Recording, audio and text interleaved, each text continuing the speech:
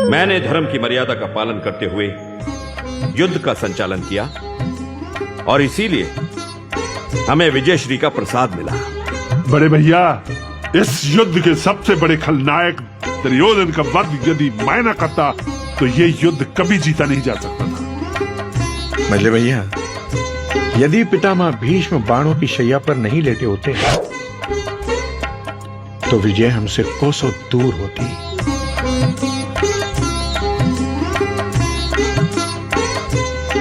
किस बात पर इतना विवाद चल रहा है? कृष्ण, तुम ही बताओ कि इस युद्ध में विजयश्री का मुकुट किसके शीश पे रखना चाहिए? ये तो बड़ा विकट प्रश्न है भीम भैया। इसका उत्तर मैं कैसे दे सकता हूं? मैं तो केवल पार्थ का सारथी था। हाँ, लेकिन एक महान योद्धा है जिसने ये सारा युद्ध देखा है। उस महादानी, उस शीशदानी से अवश्य पूछ सकते हैं।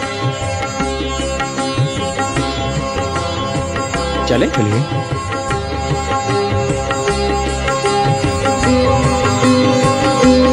नारायण नारायण।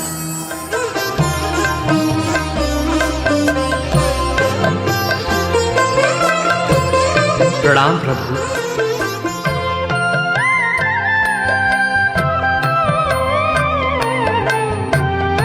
हे शीशदानी, तुमने महाभारत युद्ध देखा? हाँ नारायण, संपूर्ण देखा। तुम्हारे ये पांचों पितामह इस बात पर विवाद कर रहे हैं पुत्र कि इस युद्ध में विजय किसके कारण प्राप्त हुई।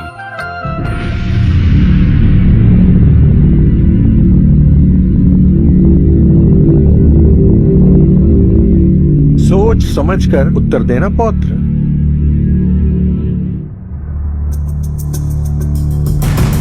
ना जाने किस आधार पर आप सब अपने आप को इस युद्ध का नायक मान रहे हैं। आप बड़े दादा धर्मराज युधिष्ठिर, आपने असत्य भाषण करके अपने गुरु द्रोणाचार्य का वध कर दिया। मेरे पितामह भीम, आपने गदा युद्ध के नियमों का उल्लंघन करके दादा दुर्योधन का वध किया। गांडीवधारी आपने तो युद्ध से पूर्व ही गांडी फेंक दिया था। पितामह भीष्म को आपने शिखंडी का आश्रय लेकर बाणों की शैया पर सुलाया। दादा कर्ण से आपके प्राणों की रक्षा के लिए मेरे पिता घटोत्कच ने अपने प्राणों की आहुति दी। नहीं, आप में से कोई भी नहीं है। इस युद्ध का नायक, इस युद्ध के एक ही महानायक हैं, मेरे गुरुदेव श्री कृष्ण।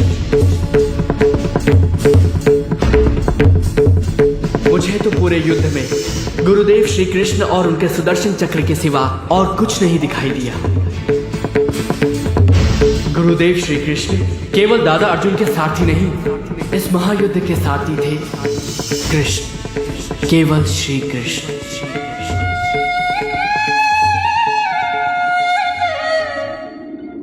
हे वासुदेव, हे केशव, हमें क्षमा कीजिए। अहंकार विवेक का शत्रु होता है।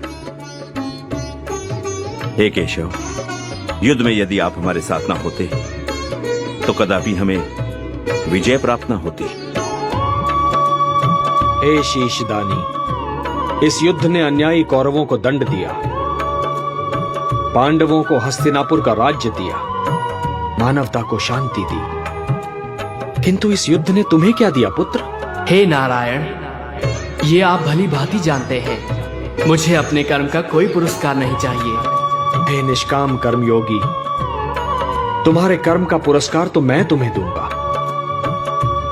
कलयुग में तुम मेरे ही नाम से जाने जाओगे और मेरी सारी शक्तियां तुम में निहित होंगी।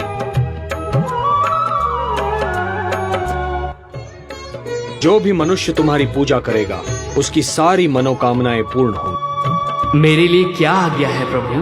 पुत्र, कलयुग का प्रसार बढ़ते ही तुम खाटू नाम के स्थान पर प्रकट हो जाना। वहां की भूमि अत्यंत पवित्र और पावन है। खंडेला का राजा अत्यंत धार्मिक प्रवृत्ति का है। जब तक यह पृथ्वी है पुत्र, जब तक सूर्य चंद्रमा है, जब तक ये सारे नक्षत्र हैं, तुम लोगों के लिए पूजनीय और वंदनीय होगे।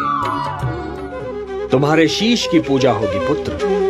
तुम श्याम नाम से जाने जाओगे और हारे का सहारा बनोगे। ओम नमो भगवते वासुदेवाय।